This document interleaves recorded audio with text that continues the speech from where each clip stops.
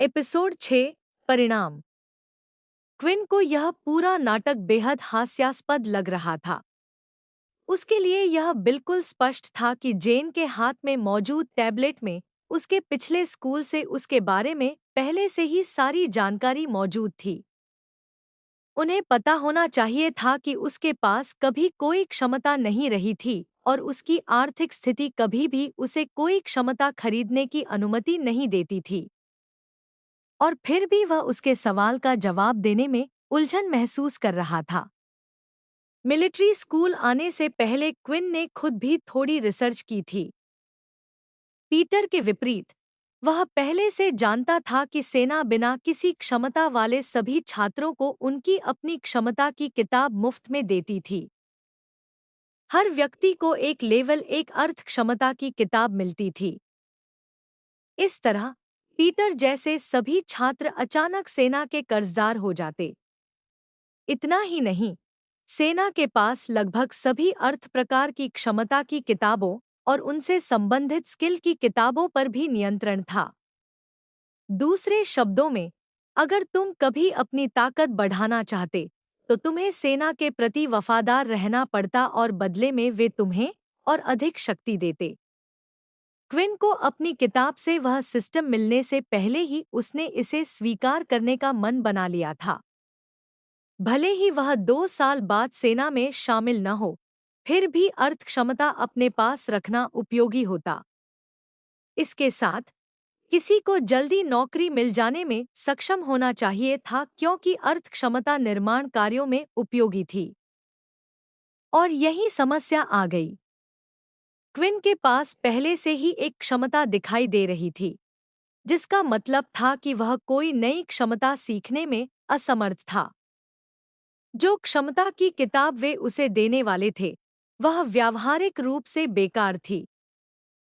उसे यह भी पूरा यकीन था कि वे उन सभी छात्रों पर नजर रखते होंगे जिन्हें उन्होंने क्षमता की किताब दी थी, जिसका मतलब था कि शिक्षक उम्मीद करेंगे कि वह किसी न किसी दिन अर्थ शक्तियों का इस्तेमाल करेगा। क्विन ने गहरी सांस ली और जवाब दिया, मेरे पास कोई क्षमता नहीं है। पहले की तरह जेन के पास खड़े हुड वाले आदमी ने खाली हवा से एक किताब निकाली और उसे जेन को सौंप दिया। उसकी आंखें ठंडी और भावहीन थी जब उसने वह किताब क्विन की ओर बढ़ाई।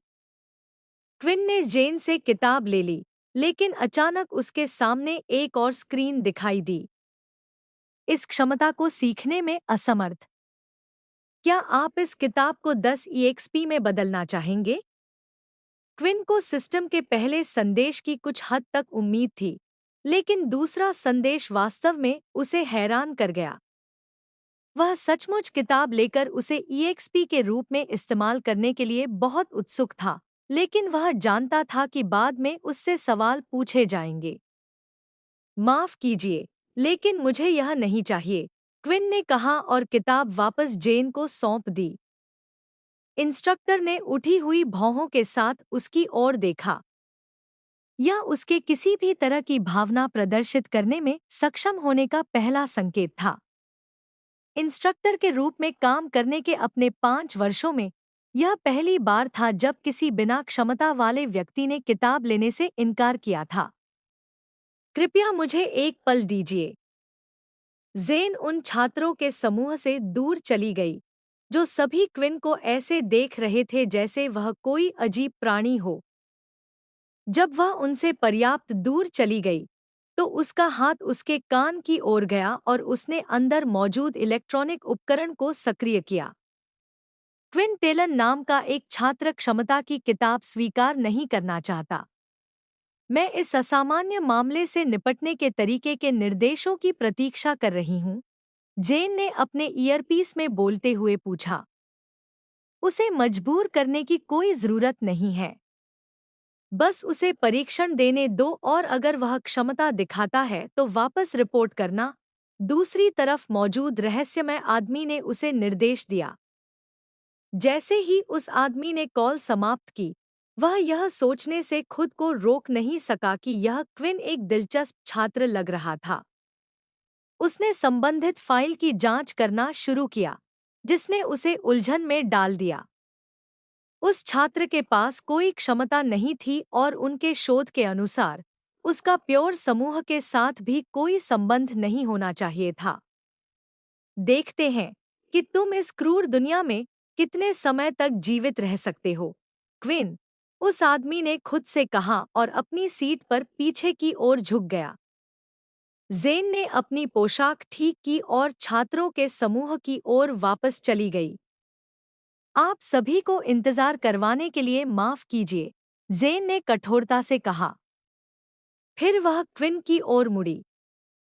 हालांकि तुम क्षमता की किताब स्वीकार नहीं करना चाहते, फिर भी तुम्हें परीक्षण देना आवश्यक है। उसे यह अनुरोध काफी अजीब लगा। क्या वास्तव में बिना क्षमता वाले व्यक्ति के रूप में उसका परीक्षण लेना जरूरी था?